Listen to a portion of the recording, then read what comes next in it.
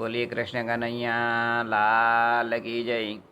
આજના શુભ દિને તમામ શ્રોતાજનોને મારા હૃદયભાવપૂર્વક જય શ્રી કૃષ્ણ. દાન એ આપવાથી આપણી જોડે જે ધન હોય એ શુદ્ધ થતું હોય છે, પરંતુ જો કોઈ દાન ના આપે તો ભગવાન એ કોઈ પણ રીતે એ જે લક્ષ્મી હોય એ લઈ લેતા હોય છે. કોઈ જો અતિશય અઢળક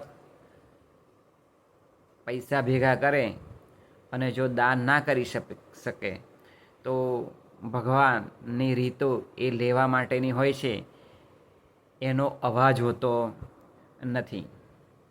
જોઈએ આપણે એક દૃષ્ટાંત દ્વારા. એક મોટું નગર હતું. એ નગરની અંદર એક શેઠ રહેતા હતા. હવે આ જે શેઠ હતા એ શેઠ અતિ ધનવાન હતા. એમની પાસે અઢળક રૂપિયો હતો. એમણે અઢળક રૂપિયો ભેગો કર્યો હતો. દુકાનો, જમીન, આમ જમીન ખરીદી અને દુકાનો ખરીદીને ઘણા બધો ખજાનો એમણે ભેગો કર્યો હતો.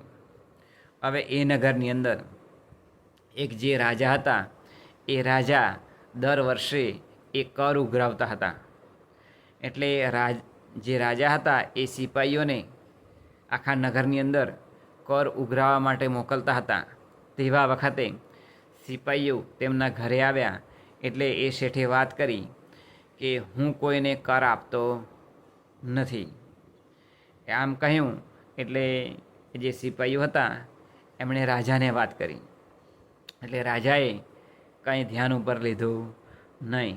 પછી બીજા વર્ષે પણ આવી રીતે જ્યારે એ કર ઉઘરાવા ગયા ત્યારે જે અતિ ધનવાન શેઠ હતો એણે કહ્યું સિપાહીઓને કે તમારે મારા ઘેર કોઈ દિવસ કર ઉઘરાવા માટે આવવું નહીં, કારણ કે હું અતિ ધનવાન છું, મારી પાસે અઢળક મિલકત છે, એટલે મારે કોઈને એક પણ રૂપિયો એ કરની અંદર એ આપવો નથી.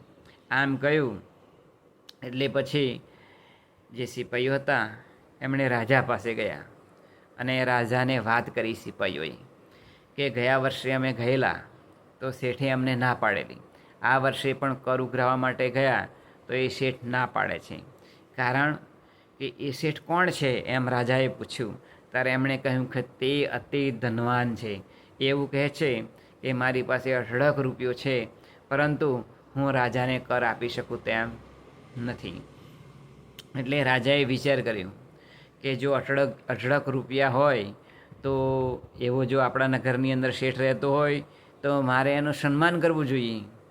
એટલે આ રાજાએ ઢંઢેરો પીટાવ્યો, એટલે કે જાહેરાત કરી કે આપણા નગરની અંદર એક અતિશય ધનવાન શેઠ છે, તેમનું આપણે સન્માન કરવું છે. એટલે દરબાર ભરવાનો છે અને બધા નગરના જે માણસો છે એ બધાને જમાડવાના પણ છે. આમ કહ્યું, આમ ઢંઢેરો પીટાવ્યો. એટલે જે પેલો શેઠ હતો એ શેઠને સિપાહીઓ કહેવા માટે ગયા કે તમારું સન્માન એ રાજા કરવાના છે, કારણ કે આપણા નગરની અંદર તમે ખૂબ ધનવાન છો. એટલે રાજા એ ખૂબ ખુશ છે. એટલે આ વાત શેઠને કરી તો શેઠ પણ ખુશ થઈ ગયા કે અત્યાર સુધી મારું કોઈએ સન્માન કર્યું નથી, પરંતુ રાજા સન્માન કરવાનું કહે છે એ તો ખૂબ સારી બાબત કહેવાય.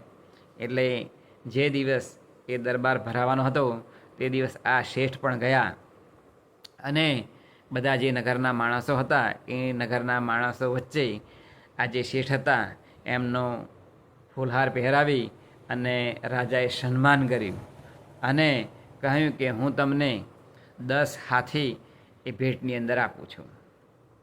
એટલે આ શેઠ તો વધારે ખુશ થયો કે મારું સન્માન કર્યું અને ઉપરથી પાછા 10 હાથી આપ્યા અને કહ્યું કે અમારે તમારું કંઈ જોઈતું નથી. એટલે શેઠ તો વધારે ખુશ થઈ ગયો. એટલે આમ શેઠ હરખાતો એ પોતાના ઘરે આવ્યો અને જે પેલા 10 હાથી હતા એ 10 હાથી પણ એ પોતાના ઘરે લાવી અને એમણે એ બાંધી દીધા. ત્યારે પછી એને પાલવવા માટે હાથીઓને પાલવવા માટે એક જે મહાવત હતો એ મહાવત એ આ શેઠે રાખ્યો અને એ મહાવતને કહ્યું, મહાવતે શેઠને કહ્યું કે તમે મને 500 રૂપિયા આપો, કારણ કે આ હાથીઓ માટે મારે ઘાસ લાવવું પડે. એટલે આમ આ જે પેલો મહાવત હતો એણે 500 રૂપિયા શેઠ પાસેથી લીધા. પછી બીજા દિવસે માગ્યા. આમ 10 દિવસ સુધી પૈસા માગ્યા એટલે 5000 રૂપિયા થયા. એટલે શેઠને વિચાર આવ્યો કે આ તો 10 દિવસના 5000 રૂપિયા થયા, હાથીઓ પાછળ ખર્ચ ઘણો બધો થાય છે. એટલે આ શેઠ ગભરાયા કે આ તો જે મેં જે અઢળક મિલકત ભેગી કરી તે આવી રીતે આ તો ખલાસ થઈ જશે. એટલે આ જે શેઠ હતા એમણે મહાવતને કહ્યું કે આ જે હાથી મને ભેટમાં આપ્યા છે 10 હાથી, તે મારે રાજાને પાછા આપી દેવા છે. ત્યારે મહાવતે વાત કરી કે આપણા નગરની અંદર એવો નિયમ છે કે રાજા જેને ભેટ આપે છે એ ભેટ પાછી એ આપી શકાય નહીં. ત્યાર પછી મહાવતે બીજી વાત કરી, શું કે આપણે આ હાથી છે 10 એને વેચી દઈએ. ત્યારે મહાવતે ફરીથી કહ્યું કે બીજો પણ એવો એક નિયમ છે કે રાજા જે કંઈ ભેટ આપે એ ભેટ આપણાથી વેચી શકાય નહીં. એવો પણ આપણા નગરની અંદર એક નિયમ છે. એટલે આ શેઠ તો ખૂબ નિરાશ થઈ ગયા અને શું કરે, પછી આ હાથીઓને પાલવવા પડ્યા અને એમને પછવાડી ઘણો બધો ખર્ચ થયો.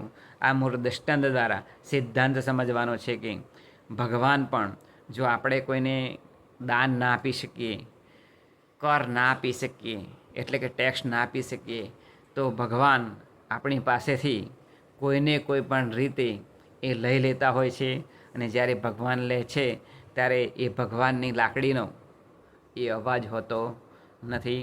માટે આપણું ધન શુદ્ધ કરવા માટે આપણે આપણા ધનની અંદરથી આપણે એ દાન કરવું જોઈએ. એ જ આજના શુભ દિને પ્રાર્થના. બોલીએ કૃષ્ણ કનૈયા લાલ કી જય.